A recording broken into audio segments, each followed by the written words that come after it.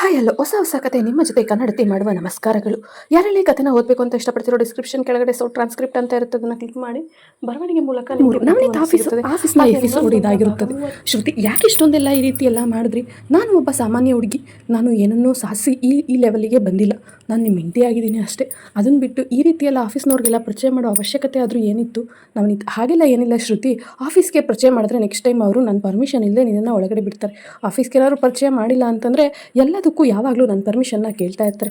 ನಿನಗೂ ಕೂಡ ಇರ್ಸು ಮುರ್ಸು ಅನ್ನಲ್ವಾ ನನ್ನ ಗಂಡನ ಆಫೀಸ್ಗೆ ಹೋಗೋಕ್ಕೆ ನಾನೇ ಪರ್ಮಿಷನ್ ಕೇಳ್ಕೊಂಡು ಹೋಗಬೇಕು ಅಂತ? ನಂದೆಲ್ಲ ನಿಂದೆ ಅಲ್ವಾ? ನನಗೆ ಏನೇನರ ಮೇಲೆ ಅಧಿಕಾರ ಹಕ್ಕು ಇದೆಯೋ ನನಗೆ, ನಿನಗೂ ಕೂಡ ಅದೆಲ್ಲದ್ರ ಮೇಲೆ ಇದೆ. ಹಾಗಾಗಿ ಎಲ್ಲದ್ರ ಬಗ್ಗೆ ಇಂಟ್ರೊಡ್ಯೂಸ್ ಮಾಡಿಕೊಟ್ಟೆ ಎಲ್ರಿಗೂ ನೀನು ಅಂತ ಗೊತ್ತಾದ ಮೇಲೆ ಅವರು ಕೂಡ ನಿನಗೂ ಕೂಡ ಗುಡ್ ಮಾರ್ನಿಂಗ್ ಹೇಳ್ತಾರೆ. ಇನ್ಮೇಲಿಂದ ನಾನು ಈ ಆಫೀಸ್ಗೆ ಅರ್ಧ ಬಾಸು, ನೀನು ಅರ್ಧ ಬಾಸ್ ಅಷ್ಟೇ. ಇಬ್ಬರು ಸೇರಿ ಒಟ್ಟಿಗೆ ಒಬ್ಬರು ಬಾಸ್ ಆಗ್ತೀವೋ ಹೊರತು ಒಬ್ಬರೇ ಈ ಆಫೀಸ್ಗೆ ಬಾಸ್ ಅಲ್ಲ. ಶ್ರುತಿ ಆ ರೀತಿ ಎಲ್ಲ ಏನು ಮಾತಾಡಬೇಡಿ. ನಿಮ್ಮ ಕಷ್ಟ ಅದು ಮತ್ತು ಅಪ್ಪ ಅಮ್ಮನ ಕಷ್ಟ, ದುಡಿಮೆಯಿಂದ ನೀವು ಈ ಕಂಪ್ನಿ ಕಟ್ಟಿದ್ದೀರಾ ಹೊರತು ನಾನೇನೋ ಬಂದ ತಕ್ಷಣ ನಿಮಗೆ ಎಲ್ಲಾದ್ರ ಮೇಲೆ ಅಧಿಕಾರ ಚಲಾಯಿಸಲ್ಲ. ನೀವು ಆರಾಮಾಗಿ ನಡೀರಿ, ತಿಂಡಿ ಮಾಡೋರಂತೆ ತಿಂಡಿನೂ ಮಾಡದೆ ಬಂದ್ರಿ ಅಲ್ಲ, ಅದಕ್ಕೋಸ್ಕರ ತಿಂಡಿ ತೊಗೊಬಂದೆ ಅಂತ ಹೇಳಿ ಲಂಚ್ ರೂಮ್ಗೆ ಹೋಗಿ ಇಬ್ಬರು ಒಟ್ಟಿಗೆ ಕೂತು ತಿಂಡಿ ಮಾಡ್ತಾ ಇರ್ತಾರೆ. ನವನೀತ್ ವಾವ್ ಎಷ್ಟು ಚೆನ್ನಾಗಿ ತಿಂಡಿ ಮಾಡಿದ್ದೀರಾ, ಥ್ಯಾಂಕ್ ಯು ಸೋ ಮಚ್ ಕಣ್ರಿ, ನನಗೋಸ್ಕರ ತಿಂಡಿನ ಆಫೀಸ್ಗೆ ಓದ್ಕೊಂಡು ಬಂದಿದ್ದಕ್ಕೆ. ಹಾಗೆ ನವನೀತ್ನ ಕೇಳ್ತಾಳೆ, ಅಕ್ಕನ ಬಗ್ಗೆ ಏನಾದರೂ ಯೋಚನೆ ಮಾಡಿದ್ರಾ, ಕಂಪ್ಲೇಂಟ್ ಕೊಡ್ತೀರಾ ಅಂತ. ಮರ್ತೇ ಬಿಟ್ಟಿದ್ದ ಆಫೀಸ್ ಟೆನ್ಷನ್ನಲ್ಲಿ, ತಡೀರಿ ಇವಾಗಲೇ ಕಾಲ್ ಮಾಡ್ತೀನಿ ಅಂತ ಹೇಳಿ ಅವ್ರಿಗೆ ಗೊತ್ತಿರುವಂಥ ಒಬ್ಬ SP ಆಫೀಸರ್ಗೆ ಕಾಲ್ ಮಾಡಿ ಪ್ರತಿ ವಿಷಯನೂ ಡೀಟೇಲಾಗಿ ಈ ರೀತಿ ಆಯಿತು ಅಂತ ಹೇಳಿ ಅವನು ಅದನ್ನು ಕೇಸ್ನ FIR ಫೈಲ್ ಮಾಡಿಸೋಕೆ ಹೇಳ್ತಾನೆ. ಆಗ ಅವರು ಕೂಡ ಸರಿ ಸರ್, ನಾವು ಹಾಗೆ ಮಾಡ್ತೀವಿ, ಹಾಗೆ ನೀವು ಕೂಡ ಅವ್ರ ಬಗ್ಗೆ ಇನ್ನಷ್ಟು ಡೀಟೇಲ್ಸ್ ಏನಾದರೂ ಗೊತ್ತಿದ್ರೆ ನನಗೆ ಹೇಳಿ, ನಾನು ಮತ್ತೊಂದಷ್ಟು ಡೀಟೇಲ್ಸ್ ಗೊತ್ತಾದರೆ ನಾನು ನಿಮಗೆ ಹೇಳ್ತೀನಿ. ಇವಾಗ ಹೋಗಿ ಆ ಕೆಲಸಗಳೆಲ್ಲನೂ ಮುಂದುವರಿಸಿ, ಹಾಗೆ ಅವಳ ಬಗ್ಗೆ ಇಮಿಡಿಯೇಟಾಗಿ ಆ್ಯಕ್ಷನ್ ತೊಗೊಳ್ಳಿ. ಹಾಗೆ ಎಲ್ಲಿದ್ದಾಳೆ, ಏನು ಎತ್ತ, ಯಾರ ಜೊತೆ ಇದ್ದಾರೆ, ಅಥವಾ ಕಿಡ್ನಾಪ್ ಏನಾರು ಆಗಿದೆ ಏನೂ ಗೊತ್ತಿಲ್ಲ, ಮದುವೆ ಮನೆಯಿಂದ ದಿಢೀರಂತ ಕಾಣೆ ಆಗಿದ್ದಾರೆ, ಹಾಗೆ ಯಾರ ಜೊತೆ ಹೋಗೋರೇನೋ ಸುಳಿವು ಕೂಡ ನಮಗಿಲ್ಲ ಅಂತ ಹೇಳಿ ನವನೀತ್ ಆಫೀಸರ್ ಜೊತೆ ಮಾತಾಡ್ತಾನೆ. ಶ್ರುತಿಗೂ ಸ್ವಲ್ಪ ಸಮಾಧಾನ, ಪರವಾಗಿಲ್ವೇ ನಮ್ಮ ಸಿಚುವೇಶನ್ನ ಅರ್ಥ ಮಾಡ್ಕೊಂಡ್ರಲ್ಲ, ಇಷ್ಟು ಚೆನ್ನಾಗಿ ಇನ್ಯಾರಾದರೂ ಆಗಿದ್ರೆ ಬೈತಿದ್ರೇನು ಅಂತ ಅಂದ್ಕೊಂಡು ಇಬ್ಬರು ಕೂಡ ಒಟ್ಟಿಗೆ ತಿಂಡಿ ಮಾಡಿಕೊಂಡು, ಶ್ರುತಿ ನಾನು ಇನ್ನೂ ಹೊರಡ್ತೀನಿ, ನೀವು ಬನ್ನಿ ಅಂತ ಹೇಳಿ ಆಫೀಸಿಂದ ಹೊರಟು ಮನೆಗೆ ಬರ್ತಾಳೆ. ಇತ್ತ ರಾಮೇಗೌಡರಿಗೆ ಮತ್ತೆ ಕಾಲ್ ಮಾಡಿ ಹೇಗಿದ್ದೀರಾ ಅಪ್ಪ ಅಮ್ಮಂಗೆ ಶ್ರುತಿ ವಿಚಾರಿಸ್ತಾ ಇರ್ತಾಳೆ. ರಾಮೇಗೌಡರು ಇಲ್ಲ ಮಗಳೇ, ಇಲ್ಲೇ ಗದ್ದೆ ಹತ್ರ ಬಂದಿದ್ದೆ, ಕಾಯಿಗಳು ಗುದ್ಮಟ್ಟೆ ಎಲ್ಲ ಬಿದ್ದೋಗಿದ್ದೋ, ಎತ್ತಿಡೋಣ ಅಂತ ಬಂದೆ. ಅಮ್ಮ ಮನೇಲೇ ಇದ್ದಾಳೆ, ಏನೋ ಕೆಲಸ ಮಾಡ್ತಾ ಇದ್ದಾಳೆ ಅನಿಸುತ್ತೆ. ಶ್ರುತಿ ಅಮ್ಮನ ಜೊತೆ ಕರ್ಕೊಬರೋದಲ್ವಪ್ಪ, ಅವರು ಮನೇಲಿ ಕೂತು ಬೇಜಾರಾಗುತ್ತೆ. ಮೊದಲಾದರೂ ನಾವೆಲ್ಲರೂ ಇದ್ದೋ ತಿಂಡಿ ಮಾಡೋದು, ನಮಗೆ ಅಡುಗೆ ಮಾಡೋದು ಮತ್ತು ಬಟ್ಟೆ ತೊಳೆಯೋದು ತುಂಬ ಕೆಲಸಗಳಿರ್ತಿದ್ದೋ, ಇವಾಗ ಕೆಲಸಗಳು ಕೂಡ ಕಮ್ಮಿ ಇರ್ತವೆ. ಅವಳು ಮನೇಲಿ ಒಬ್ಬಳೇ ಕೂತಿದ್ರೆ ಅವಳಿಗೂ ಕೂಡ ಬೋರ್ ಆಗುತ್ತಲ್ವಪ್ಪ, ಕರ್ಕೊಂಡು ಬರೋಕ್ಕಿಲ್ವ ಅಮ್ಮನ್ನ ನೀವೇ? ನಾಳೆಯಿಂದ ಕರ್ಕೊಂಡು ಬರ್ತೀನಮ್ಮ, ಇವತ್ತು ನನಗೂ ಗೊತ್ತಾಗಲಿಲ್ಲ ಅಷ್ಟು, ನೀನು ಹೇಳ್ತಲ್ಲ, ಇನ್ಮೇಲಿಂದ ಅವಳನ್ನು ಜೊತೆ ಕರ್ಕೊಂಡು ಬರ್ತೀನಿ. ಇಲ್ಲಿ ಎಷ್ಟು ಸಮಾಧಾನ ಅನಿಸುತ್ತೆ, ಹೊಲ್ದ ಹತ್ರ ಕೂತ್ಕೊಂಡ್ರೆ ಒಂಥರ ನೆಮ್ಮದಿ ಮನೇಲಿರೋದಕ್ಕಿಂತ. ಸರಿಯಪ್ಪ ಹಾಗೆ ಮಾಡಿ. ಹಾಗೆ ಊಟ ಮಾಡಿದ್ರಪ್ಪ? ಊಟ ಆಯ್ತವ, ನಿಂದಾಯ್ತಾ? ಹಾಂ ನಂದು ಆಯ್ತಪ್ಪ ಅಂತ ಹೇಳಿ ಫೋನ್ ಕಟ್ ಮಾಡ್ತಾಳೆ. ಇತ್ತ ಸುಲೋಚನಾ ನಾರಾಯಣಗೌಡರು ಇವಾಗಿನ ಕಾಲದ ಮಕ್ಕಳೆಲ್ಲ ಟ್ರಿಪ್ಪು ಹನಿಮೂನು ಅಂತೆಲ್ಲ ಹೋಗ್ತಾ ಇದ್ದಾರೆ. ಬಟ್ ಇವ್ರ ಮದುವೆ ಇದರಿಂದ ಏನೋ ಕಾಣಿ ಇವರು ಯಾವುದೇ ರೀತಿ ಪ್ಲ್ಯಾನ್ ಮಾಡಿಲ್ಲ. ನಾವು ಇವರಿಬ್ಬರನ್ನ ಎಲ್ಲಾದರೂ ಹನಿಮೂನ್ಗೆ ಕಳಿಸ್ಬೇಕಲ್ವ ಸುಲೋಚನಾ, ಹಾಗೆ ಇವರು ಒಬ್ರನ್ನೊಬ್ರನ್ನ ಅರ್ಥ ಮಾಡ್ಕೊಳ್ಳೋಕ್ಕೆ ತುಂಬ ಟೈಮ್ ಬೇಕಾಗುತ್ತೆ. ಈ ಸಿಚುವೇಷನ್ನು ಮತ್ತು ಊರಲ್ಲಿರೋ ಟೆನ್ಷನ್ನು ಎಲ್ಲನೂ ತಲೆಗೆ ತುಂಬಿಕೊಂಡು ಅವರು ತುಂಬ ಯೋಚನೆ ಮಾಡ್ತಾಯಿರ್ತಾರೆ. ಅವ್ರಿಗೂ ಮೈಂಡ್ ಫ್ರೆಶ್ ಆಗೋ ರೀತಿ ಎಲ್ಲಾದರೂ ಹೊರಗಡೆ ಟ್ರಿಪ್ ಪ್ಲ್ಯಾನ್ ಮಾಡಿ ಇವ್ರನ್ನ ಕಳಿಸೋಣ, ಯೋಚನೆ ಮಾಡಿ ಎಲ್ಲಿಗೆ ಕಳಿಸೋಣ ಅಂತ. ಆದರೆ ಸರ್ಪ್ರೈಸ್ ಆಗಿ ಕಳಿಸೋಣ, ಅವ್ರಿಗೂ ಕೂಡ ಸರ್ಪ್ರೈಸ್ ಆದರೆ ತುಂಬ ಖುಷಿ ಕೂಡ ಆಗುತ್ತೆ. ಶ್ರುತಿ ಕೂಡ ಯಾವಾಗಲೂ ಮನೇಲೇ ಇರ್ತಾಳೆ, ಅವಳಿಗೂ ಬೋರ್ ಆಗ್ತಾ ಇರುತ್ತೆ. ಏನು ಮಾಡೋಣ ಸುಲೋಚನಾ ನೀವು ಹೇಳ್ದಾಗೆ ಮಾಡೋಣ ರೀ, ನೀವು ಹೇಳೋದು ಸರಿಯೇ, ಎಲ್ಲಾದರೂ ಹೊರಗಡೆ ಟ್ರಿಪ್ ಕಳಿಸಿದ್ರೆ ಸ್ವಲ್ಪ ಚೇಂಜಸ್ ಕೂಡ ಆಗುತ್ತೆ ಅಂತ ಹೇಳಿ ಎಲ್ಲಿಗೆ ಕಳಿಸೋಣ ಅಂತ ಯೋಚನೆ ಮಾಡ್ತಾ, ಮಾಲ್ಡೀವ್ಸಿಗೆ ಕಳಿಸೋಣ ನೋಡಿ, ಒಳ್ಳೆ ವೆಕೇಷನು, ಇವ್ರು ಉಳ್ಕೊಳ್ಳೋಕ್ಕೆ ಎಲ್ಲದಕ್ಕೂ ಫ್ಲೈಟ್ ಟಿಕೆಟ್ ಎಲ್ಲ ಬುಕ್ ಮಾಡಿ, ಹಾಗೆ ಎಲ್ಲವನ್ನು ಬುಕ್ ಮಾಡಿಕೊಂಡು ನೀವು ಇಮಿಡಿಯೇಟಾಗಿ ನಿಮ್ಮ ಮ್ಯಾನೇಜರ್ಗೆ ಕಾಲ್ ಮಾಡಿ. ಬಟ್ ನವನೀತ್ಗೆ ಇದು ಯಾವುದೇ ವಿಚಾರಗಳು ಗೊತ್ತಾಗಬಾರ್ದು ಅವನಿಗೆ, ಇದೆಲ್ಲ ಸರ್ಪ್ರೈಸ್ ಆಗೇ ಇರಲಿ, ಅವರು ಇಬ್ಬರು ಜೊತೆಗೆ ಹೋಗಿ ಸ್ವಲ್ಪ ದಿವಸ ಸುತ್ತಾಡಿಕೊಂಡು ಬರಲಿ ಅಂತ ಹೇಳಿ ಅವ್ರ ಮ್ಯಾನೇಜರ್ಗೆ ಹೇಳಿ ಇಮಿಡಿಯೇಟಾಗಿ ಎರಡು ಫ್ಲೈಟ್ ಟಿಕೆಟ್ ಮತ್ತು ಅಲ್ಲಿ ಉಳ್ಕೊಳ್ಳೋಕ್ಕೆ ಹೋಟೆಲ್ ಟಿಕೆಟ್ ಎಲ್ಲನೂ ಅವ್ರ ಮ್ಯಾನೇಜರಿಗೆ ಬುಕ್ ಮಾಡಿಸ್ತಾರೆ. ಬುಕ್ ಮಾಡಿಸಿದ್ಮೇಲೆ ಅವತ್ತಿನ ಸಂಜೆ ಶ್ರುತಿ ಮತ್ತು ನವನೀತ್ ಮನೆಗೆ ಬಂದಮೇಲೆ ಶ್ರುತಿ ಮತ್ತು ನವನೀತ್ನ ಇಬ್ಬರನ್ನು ಕರೆದು, ನಾರಾಯಣಗೌಡರು ನಾಳೆ ಆಫೀಸ್ಗೆ ಹೋಗ್ಬೇಡ ಕಣೋ, ಏನೇ ಕೆಲಸ ಇದ್ದರೂ ಇವತ್ತು ನೈಟು ಇಲ್ಲೇ ವರ್ಕ್ ಫ್ರಮ್ ಹೋಮ್ ಮಾಡ್ಕೊ, ಹಾಗೆ ಶ್ರುತಿಗೆ ನಿನ್ನ ಬಟ್ಟೆಗಳನ್ನ ಪ್ಯಾಕ್ ಮಾಡ್ಕೊ, ಹಾಗೆ ನವನೀತ್ ಬಟ್ಟೆಗಳನ್ನೂ ಕೂಡ ಪ್ಯಾಕ್ ಮಾಡು, ಒಂದು ವಾರಕ್ಕಾಗೋಷ್ಟು, ಸರಿನಾ? ಶ್ರುತಿ ಯಾಕಮ್ಮ ಮತ್ತೆ ನಾವು ಊರಿಗೇನಾದರೂ ಹೋಗ್ತಾ ಇದ್ದೀವಾ? ಹೌದು, ಊರಿಗೆ ಹೋಗಿದ್ದು ಬರೋರಂತೆ, ಪೂರ್ತಿ ಪ್ಯಾಕ್ ಮಾಡಿ, ಹಾಗೆ ನಿಮಗೆ ಏನೇನು ಬೇಕೋ ಅದನ್ನೆಲ್ಲ ಪ್ಯಾಕ್ ಮಾಡಿ ಎತ್ತಿಟ್ಕೊಳ್ಳಿ ಅಂತ ಹೇಳಿ. ನಾವು ಯಾಕಪ್ಪ ಇಷ್ಟೊಂದು ದಿಢೀರಂತ ಈ ರೀತಿ ಹೇಳ್ತಾ ಇದ್ದೀರಾ? ದಿಢೀರಂತ ಏನಿಲ್ಲ ಕಣೋ, ಪ್ಯಾಕ್ ಮಾಡ್ಕೊಳ್ಳೋ, ನಿನಗೆ ಏನೇನು ವಸ್ತುಗಳು ಇಂಪಾರ್ಟೆಂಟ್ ಬೇಕು ಅವನ್ನೆಲ್ಲ ಕೂಡ ಪ್ಯಾಕ್ ಮಾಡ್ಕೊ, ಹಾಗೆ ಲ್ಯಾಪ್ಟಾಪ್ ಕೂಡ ಜೊತೆಗೆ ತೊಗೊಂಡು ಹೋಗು ಅಂತ ಹೇಳಿ ಎಲ್ಲವನ್ನು ಬಟ್ಟೆ ಪ್ಯಾಕ್ ಮಾಡಿಸ್ತಾರೆ. ಹಾಗೆ ಅವತ್ತಿನ ರಾತ್ರಿ ಊಟ ಮಾಡಿ ಮಲ್ಕೋತಾರೆ. ಬೆಳಗ್ಗೆಗೆ ಎದ್ದು ಅವರು ಫ್ರೆಶ್ ಆಗಿ, ಶ್ರುತಿ ಯಥಾಸ್ಥಿತಿ ಎದ್ದು ಬರ್ತಾ ಇರ್ತಾಳೆ. ಬಂದಾಗ ಅವರಿಗೆ ಫ್ಲೈಟ್ ಟಿಕೆಟು ಮತ್ತು ಅಲ್ಲಿ ಉಳ್ಕೊಳ್ಳೋವಂಥ ಹೋಟೆಲ್ದು ಟಿಕೆಟ್ ಡೀಟೇಲ್ಸ್ ಎಲ್ಲವನ್ನು ಕೊಡ್ತಾರೆ. ಅವಾಗ ಏನಪ್ಪ ಇದು ದಿಢೀರ್ ಅಂತ ಈ ರೀತಿ ಹೇಳ್ತಾ ಇದ್ದೀರಾ? ರಾತ್ರಿ ನೋಡಿದ್ರೆ ಊರಿಗೆ ಹೋಗಬೇಕು ಅಂತಂದರೆ ಇವಾಗ ನೋಡಿದ್ರೆ ಮಾಲ್ಡೀವ್ಸ್ ಟಿಕೆಟ್ ಕೊಡ್ತಾ ಇದ್ದೀರಾ ಕೈಗೆ. ಶ್ರುತಿ ಮಾಲ್ಡೀವ್ಸಾ? ಹಾಗಂದರೆ ಏನಪ್ಪ ನೀವು ಏನು ಮಾಡ್ತಾ ಇದ್ದೀರಾ ಅಂತ ಮಾವನ್ನ ಕೇಳ್ತಾಳೆ. ಆಗ ಏನಿಲ್ಲ ಮಗಳೇ, ನೀವಿಬ್ಬರು ಒಂದು ವಾರ ಸುಮ್ಮನೆ ಆರಾಮಾಗಿ ತಿರ್ಗಾಡ್ಕೊಂಡು ಬರೋಗಿ, ಅದಕ್ಕೋಸ್ಕರ ಇದನ್ನು ಅರೇಂಜ್ ಮಾಡಿದೆ. ಮದುವೆ ಆದಮೇಲೆ ಎಲ್ಲೂ ಕೂಡ ಹೋಗಿಲ್ಲ, ಈ ತೊಂದರೆ ತಾಪತ್ರೆಗಳಲ್ಲೇ ಸಿಲುಕ್ಕೊಂಡು ನಿಮ್ಮ ಜೀವನನೂ ಹಾಳು ಮಾಡ್ಕೋಬೇಡಿ, ನೀವು ಕೂಡ ಖುಷಿಯಾಗಿರ್ಬೇಕಲ್ವ, ಅದಕ್ಕೋಸ್ಕರ ಹೋಗಿದ್ದು ಬನ್ನಿ ಅಂತ ಹೇಳಿ ಇಬ್ಬರಿಗೂ ಮಾಲ್ಡೀವ್ಸ್ ಟಿಕೆಟ್ ಕೊಟ್ಟು ಅಲ್ಲಿಂದ ಫ್ಲೈಟ್ ಹತ್ತಿ ಮಾಲ್ಡೀವ್ಸ್ಗೆ ಬರ್ತಾರೆ. ಆ ಬಂದಂಥ ಹೋಟೆಲಲ್ಲಿ ಶ್ರುತಿ ಮತ್ತು ನವನೀತ್ಗೆ ಗ್ರ್ಯಾಂಡ್ ವೆಲ್ಕಮ್ ಮಾಡ್ತಾರೆ. ಅವಳಿಗೆ ಅದೆಲ್ಲ ವಸ್ತು ಅದನ್ನೆಲ್ಲ ನೋಡ್ತಾ ಇದ್ರೂ ಕೂಡ ಸ್ವಲ್ಪ ಭಯ ಆತಂಕನೂ ಕಾಡ್ತಾ ಇರುತ್ತೆ. ಯಾಕಂದರೆ ಹಳ್ಳಿ ಹುಡುಗಿ ಅಲ್ವಾ, ಯಾವುದನ್ನು ಕೂಡ ಅಷ್ಟು ಸುಲಭವಾಗಿ ನಂಬಲು ಸಾಧ್ಯವಾಗುವುದಿಲ್ಲ ಅವಳಿಗೆ. ಹಾಗಾಗಿ ಎಲ್ಲವನ್ನು ಸೂಕ್ಷ್ಮವಾಗಿ ಗಮನಿಸುತ್ತಾ, ಏನಿವರು ಯಾಕೆ ಈ ರೀತಿ ಮಾಡೋದು, ಇದೇನಿದು ನೀರು ಮೇಲೆಲ್ಲ ಇಷ್ಟೊಂದು ಮನೆಗಳೆಲ್ಲ ಕಟ್ಟಿದ್ದಾರೆ, ಹೇಗಿದ್ದಾವೆ, ನಮ್ಮ ಕಡೆ ನೀರೇನಾದರೂ ಬಂದು ಜಾಸ್ತಿ ನೀರಾದರೆ ಗೋಡೆನೇ ಉಂಟೋಗ್ತವೆ, ಬಟ್ ಇವರು ನೀರು ಮೇಲೆ ಮನೆಗಳನ್ನ ಕಟ್ಟಿದಾರಲ್ಲ, ಹೇಗೆ ಏನು, ಅನಿಕೇತ್ ಜೊತೆ ಮಾತನಾಡ್ತಾ ಹಾಗೆ ಕೂತು ಮಾತಾಡ್ತಾ ಇರ್ತಾಳೆ. ಹೇಗೆ ಅನಿಕೇತ್ ಅವರೇ, ಇದು ನೀರು ಮೇಲೆ ಮನೆ ಕಟ್ಟಿರ್ತಾರಲ್ಲ, ನೀವು ಇದನ್ನು ನೋಡಿಲ್ವಾ ಅಂತ ಕೇಳ್ತಾನೆ ಅನಿಕೇತ್ ಮೊಬೈಲಲ್ಲೆಲ್ಲ. ನೋಡಿಲ್ಲ ನಾನು, ಇದೇ ಫಸ್ಟ್ ಟೈಮ್ ನೋಡ್ತಾ ಇರೋದು.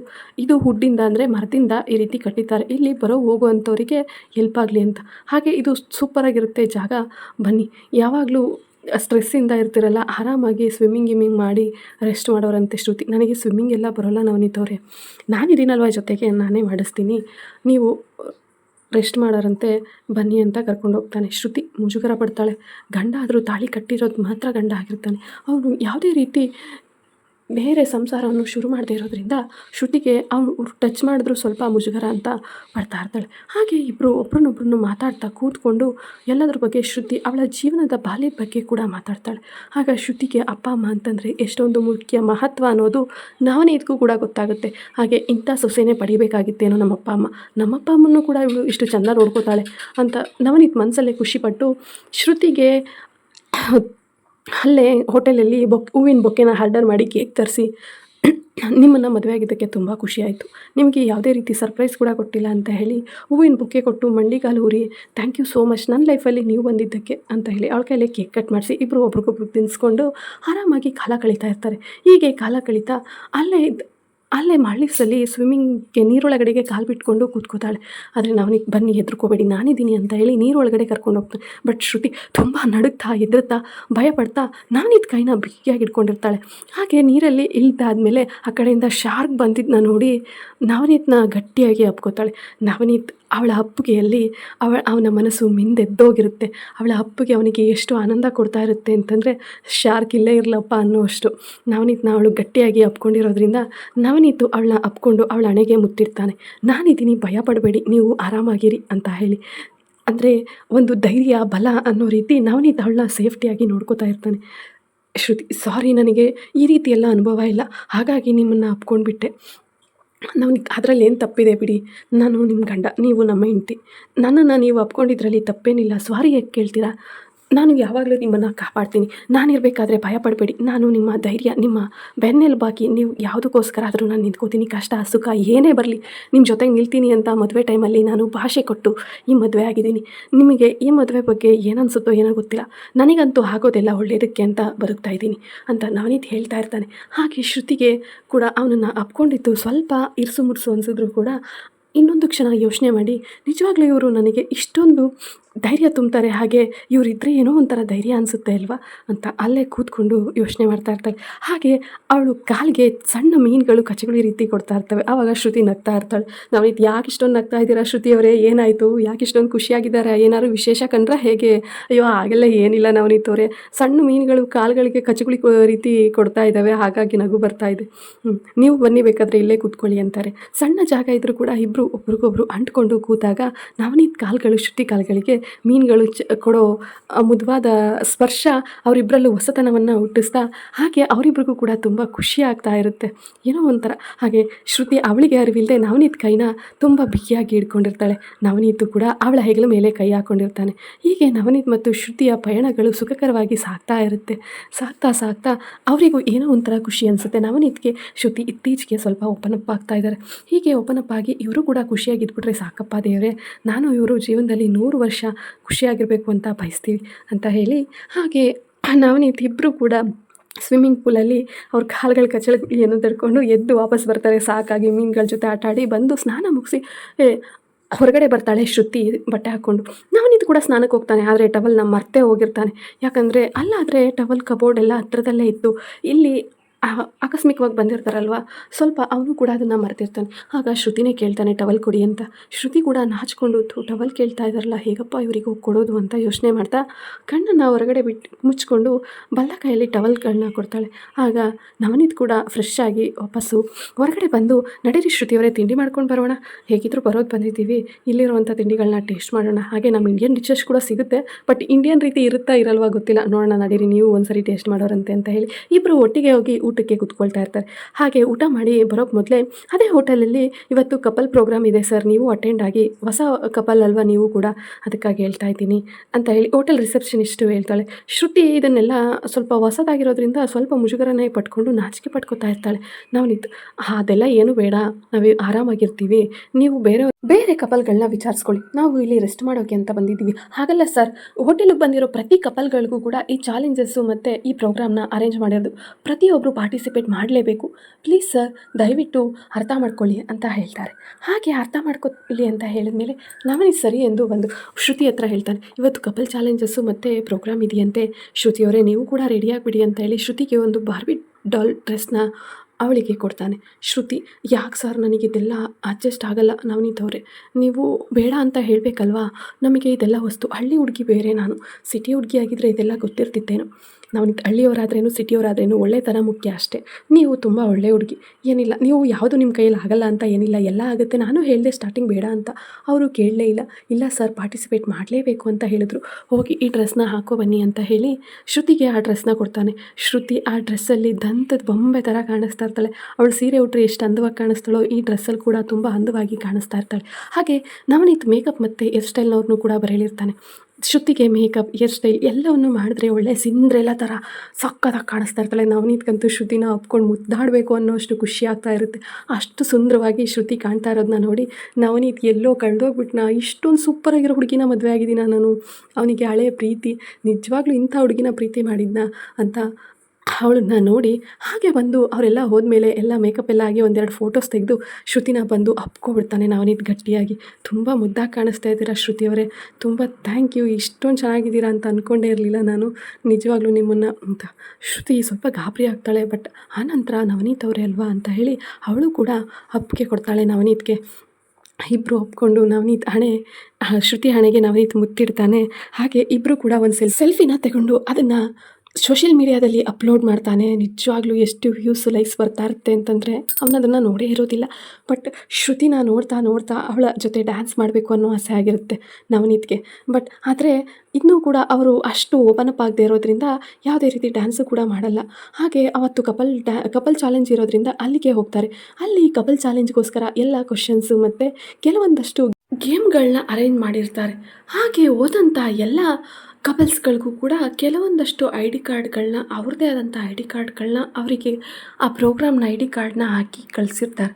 ಅಲ್ಲಿ ಹೋದ್ಮೇಲೆ ಎಲ್ಲ ಕಪಲ್ಸ್ಗೂ ಕೂಡ ಅಲ್ಲೇ ಇದ್ದಂಥ ಆ್ಯಂಕರ್ ಎಲ್ರಿಗೂ all couples welcome to Maldives ಅಂತ ಪ್ರತಿಯೊಬ್ಬ ಕಪಲ್ಸ್ ನೇಮ್ಸ್ನ ಹೇಳ್ತಾ ಇರ್ತಾರೆ.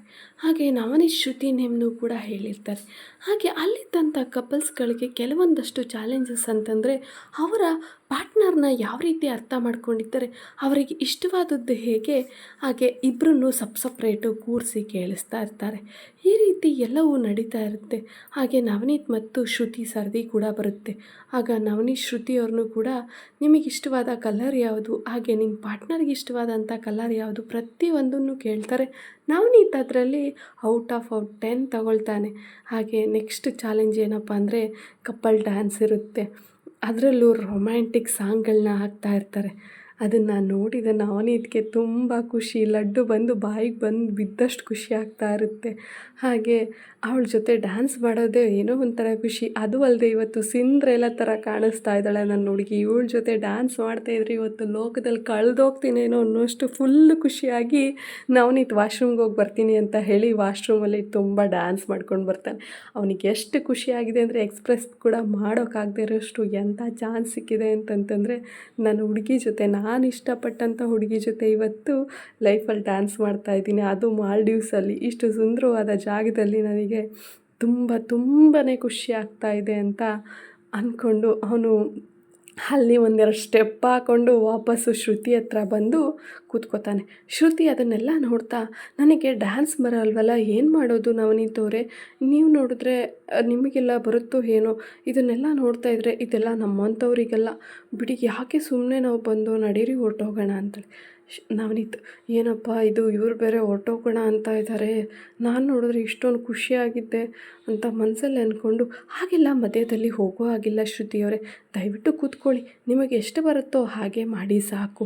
ಅದನ್ನು ಬಿಟ್ಟು ನೀವು ಯಾವುದ್ರ ಬಗ್ಗೆನೂ ಯೋಚನೆ ಮಾಡ್ತಾ ಇರಬೇಡಿ. ನೀವು ತುಂಬ ಯೋಚನೆ ಮಾಡ್ತೀರಪ್ಪ, ಆರಾಮಾಗಿರಿ, ಲೈಫ್ನ ಎಂಜಾಯ್ ಮಾಡ್ತಾಯಿರಿ. ಇಲ್ಲಿ ನಾವು ಕಪ್ ಗೆಲ್ಲಬೇಕಂತ ಬಂದಿಲ್ಲ, ನಾವೇನಿದ್ರು ಪಾರ್ಟಿಸಿಪೇಟ್ ಮಾಡಲೇಬೇಕು ಅನ್ನೋ ಉದ್ದೇಶಕ್ಕೆ ಬಂದಿರೋದು. ನಿಮಗೆ ಎಷ್ಟು ಬರುತ್ತೆ ಅಷ್ಟು ಡ್ಯಾನ್ಸ್ ಮಾಡಿ, ನಾನು ಅದನ್ನು ರಿಪ್ಲೇಸ್ ಮಾಡ್ಕೊಳ್ತೀನಿ, ನೀವು ತಲೆ ಕೆಡಿಸ್ಕೋಬೇಡಿ, ನನಗೆ ಡ್ಯಾನ್ಸ್ ಬರುತ್ತೆ ಅಂತ ಹೇಳಿ ನವನೀತ್ ಸರ್ದಿ ಇನ್ನೇನು ಬರುತ್ತೆ. ಆಗ ತುಂಬ ರೊಮ್ಯಾಂಟಿಕ್ ಆದ ಸಾಂಗ್ನ ನವನೀತ್ ಕನ್ನಡದ ಸಾಂಗ್ನೇ ಹಾಕಬೇಕು ಅಂತ ಹೇಳ್ಕೊತಾನೆ. ಹಾಗೆ ಅದು ಟ್ರಾನ್ಸ್ಲೇಟ್ ಕೂಡ ಆಗ್ತಾ ಇರುತ್ತೆ ಮಾಲ್ಡೀವ್ಸ್ ಭಾಷೆಯಲ್ಲಿ. ಇವನು ನವನೀತ್ ಕೂಡ ಯಾವ ರೀತಿ ಸಾಂಗ್ನ ಸೆಲೆಕ್ಟ್ ಮಾಡಿರ್ತಾನೆ ಅಂದರೆ, ಶೃಂಗಾರದ ಹೊಂಗೆ ಮರದ ನೆರಳಲ್ಲಿ ಅನ್ನೋ ಸಾಂಗ್ನ ಸೆಲೆಕ್ಟ್ ಮಾಡಿ ನಿಜವಾಗ್ಲೂ ಶ್ರುತಿ ಜೊತೆ ಎಷ್ಟು ಚೆನ್ನಾಗಿ ಡ್ಯಾನ್ಸ್ ಮಾಡ್ತಾ ಇರ್ತಾನೆ ಅಂದರೆ, ಶ್ರುತಿ ನವನೀತ್ ಕಾಲ ಮೇಲೆ ಕಾಲಿಟ್ಟು ಹಾಗೆ ಅವಳ ಸೊಂಟಕ್ಕೆ ಕೈ ಹಾಕ್ಕೊಂಡು ಶ್ರುತಿನ ಈ ರೀತಿ ತಿರುಗಿಸಿ ಮತ್ತು ಅವಳ ಜೊತೆ ತುಂಬ ಹೊತ್ತು ಡ್ಯಾನ್ಸ್ನ ಎಕ್ಸ್ಪ್ರೆಸ್ ತುಂಬ ಯಾವ ಕಪಲ್ಸು ಹೀರೋಯಿನ್ ಕೂಡ ಅಷ್ಟು ಚೆಂದ ಡ್ಯಾನ್ಸ್ ಮಾಡಲ್ವೇನು, ಆ ರೀತಿ ಶ್ರುತಿ ಜೊತೆ ಡ್ಯಾನ್ಸ್ ಮಾಡ್ತಾ ಇರ್ತಾನೆ. ಯಾಕಂದರೆ ಮನಸ್ಫೂರ್ತಿಯಾಗಿ ಇಷ್ಟಪಟ್ಟಂಥ ಹುಡುಗಿ ಸಿಕ್ಕಿರೋದ್ರಿಂದ ಅವನಿಗೆ ಆಕಾಶನೇ ಬಂದು ಅವನ ಜೊತೆ ನಿಂತಿದೆಯೇನೋ, ಭೂಮಿನೇ ಬಂದು ಆಶೀರ್ವಾದ ಮಾಡ್ತಾ ಇದೆಯೇನೋ, ಅಷ್ಟು ದೇವತೆಗಳೆಲ್ಲ ಬಂದು ಇಲ್ಲೇ ನಿಂತಿದ್ದಾರೇನೋ ಅನ್ನೋಷ್ಟು ಖುಷಿ ಅವನನ್ನು ಮಿತಿ ಮೀರಿಸಿ ಅವಳ ಜೊತೆ ತುಂಬ ಚೆನ್ನಾಗಿ ಡ್ಯಾನ್ಸ್ ಮಾಡ್ತಾ ಇರ್ತಾನೆ. ಶ್ರುತಿಗೆ ಡ್ಯಾನ್ಸ್ ಬರದೇ ಇದ್ರೂ ಕೂಡ ಅವನೇ ಕೈಯಲ್ಲಿ ಸ್ಟೆಪ್ಸ್ಗಳನ್ನ ಈ ರೀತಿ ತಿರುಗಿಸೋದು, ಅವಳನ್ನು ಹಾಗೆ ಆ ಸೊಂಟನ ಹಿಡಿದು ಮೇಲಕ್ಕೆ ಎತ್ತೋದು, ತುಂಬ ಸುಂದರವಾಗಿ ಅವನು ಡ್ಯಾನ್ಸ್ ಮಾಡ್ತಾ ಇರ್ತಾನೆ. ಶ್ರುತಿಗೂ ಕೂಡ ಆಶ್ಚರ್ಯ ಆಗುತ್ತೆ, ಇಷ್ಟು ಚೆನ್ನಾಗಿ ಡ್ಯಾನ್ಸ್ ಮಾಡ್ತಾ ಇದ್ದಾರೆ, ಹಾಗೆ ಡ್ಯಾನ್ಸ್ ಬರದಿರೋಳನ್ನು ಕೂಡ ಇಷ್ಟು ಅಚ್ಚುಕಟ್ಟಾಗಿ ಡ್ಯಾನ್ಸ್ ಮಾಡ್ತಾ ಇದ್ದಾರಲ್ಲ, ಪರವಾಗಿಲ್ವೇ ಅಂತ ಶ್ರುತಿ ಕೂಡ ಆಶ್ಚರ್ಯ ಪಟ್ಕೊಂಡು ಹಾಗೆ ಆ ಡ್ಯಾನ್ಸ್ ಪ್ರೋಗ್ರಾಮ್ ಮುಗೀತಾ ಬರುತ್ತೆ. ಆವಾಗ ಶ್ರುತಿನ ಗಟ್ಟಿಯಾಗಿ ಅಪ್ಕೊಂಡು ಅವಳ ಹಣೆಗೆ ಮತ್ತೆ ಮುತ್ತಿಡ್ತಾನೆ ಎಲ್ಲರ ಮುಂದೆನೂ. ಹಾಗೆ ಐ ಲವ್ ಯು ಶ್ರುತಿಯವರೇ ಅಂತ ತುಂಬ ಜೋರಾಗಿ ಕೂಗಿ ಹೇಳ್ತಾನೆ.